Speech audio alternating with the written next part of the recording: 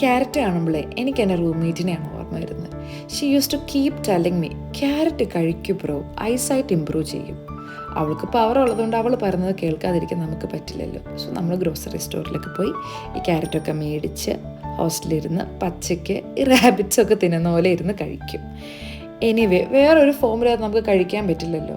So ഈ പ്രാവശ്യം carrot കിട്ടിയപ്പോൾ ഫുഡ് പ്രോസസ്സറിലിട്ട് അതെപ്പത്തെ പോലെ സെറ്റാക്കാമെന്ന് ഞാൻ വിചാരിച്ച്. കുറച്ച് തോരനും ബാക്കി നമുക്ക് ഈ ഉപ്പുമാവിനും ഇടാമല്ലോ.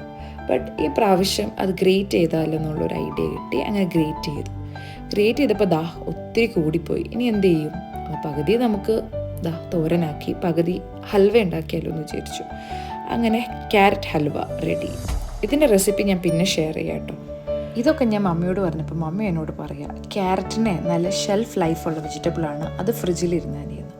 അപ്പം അങ്ങനെ നമുക്ക് ഷെൽഫ് ലൈഫിനെ പറ്റി കുറച്ച് ലെസൺസ് പഠിക്കേണ്ടിയിരിക്കുന്നു. Happy cooking.